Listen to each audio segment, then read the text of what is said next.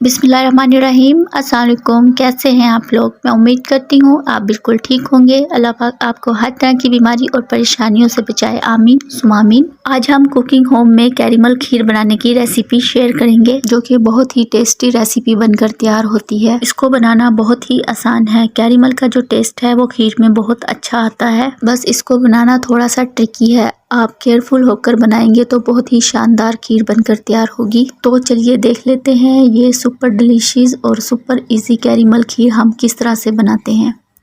तो यहाँ पर कैरेमल खीर बनाने के लिए सबसे पहले हम पैन में पानी लेंगे और हाफ कप चावलों को मैंने पानी में आधा घंटा पहले भिगोकर रख दिया था। अब चावलों को हम इसमें ऐड करेंगे और चावलों को हम मीडियम फ्लेम पर बॉईल करेंगे जब तक कि ये गल नहीं जाते।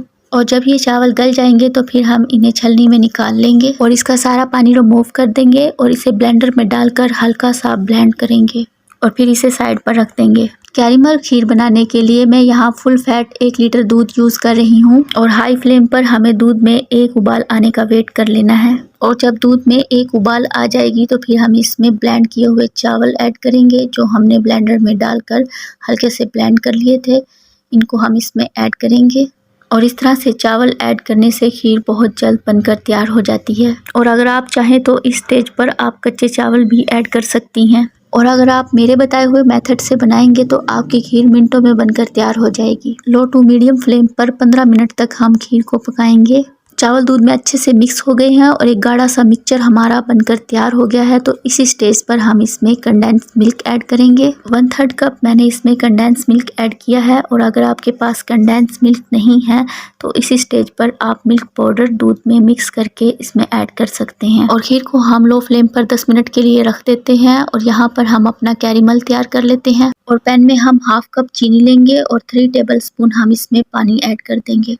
मैंने यहाँ खीर बनाने के लिए कंडेंस मिल्क यूज़ किया है और अगर आपके पास कंडेंस मिल्क नहीं है तो आप 1 कप चीनी ले लीजिएगा। अब यहाँ पर हमने इसको पकाना है लो और मीडियम फ्लेम पर। हम इसे जब तक पकाएंगे जब तक शुगर कैरमलाइज नहीं हो जाती और जितने भी शुगर के अंदर क्रिस्टल हैं ये अच्छे तरीके से घुल नहीं जाते। और इसको लगातार चम्मच हिलाते हुए पकाएंगे। और यहाँ पर आप देख सकते हैं शुगर में एक कलर आने लगा है और ये ब्राउनिश साइड पर जाने लगी है, क्योंकि कैरेमल जो होता है ना वो ब्राउन कलर का होता है। तो इसे ब्राउन होने तक ही हमने पकाना है। आप देख सकते हैं शुगर के जो भी क्रिस्टल थे वो सब घुल चुके हैं और एक परफेक्ट कलर आ चुका है हमारे कैरेमल का।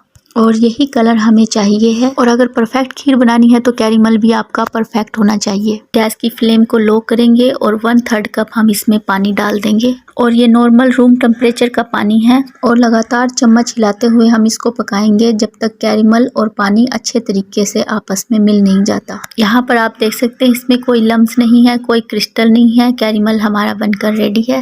गैस की फ्लेम को बंद करके इसको हम एक साइड पर रख देते हैं और आ जाते हैं खीर की तरफ। यहाँ पर खीर को पकते हुए 10 मिनट हो गए हैं और खीर हमारी रेडी है। और इसी स्टेज पर जो कैरेमल हमने रेडी किया है वो पूरा इसमें डाल देंगे और इसको खूब अच्छी तरीके से मिक्स कर लेंगे। तो इसी स्टेज पर खीर हमारी रेडी है। गैस की फ्लेम को हम बंद कर देंगे और इससे ज़्यादा हमने अब नहीं पकाना। अब मैं खीर को ठंडा कर लूँगी, उसके बाद मैं आपको इसके रिज़ल्ट दिखाऊंगी, क्योंकि कोई भी खीर हो वो पर्सनली ठंडी ही अच्छी लगती है। और अगर आपको गर्म खीर पसंद है तो आप गर्म भी खा सकते हैं। और लास्ट में हम इसमें ड्राई फ्रूट ऐड करेंगे। मैं यहाँ बादाम और काजू ले रही हूँ और आप यहाँ पर अपनी पसंद से जो भी आपको ड्राई फ्रूट पसंद हो आप उनको इस्तेमाल कर सकते हैं। और ड्राई फ्रूट की क्वांटिटी अगर आप बढ़ाकर डालना चाहते हैं तो बढ़ाकर भी डाल सकते हैं। खीर हमारी रेडी है, तो चलिए अब हम इसे सर्व करते हैं।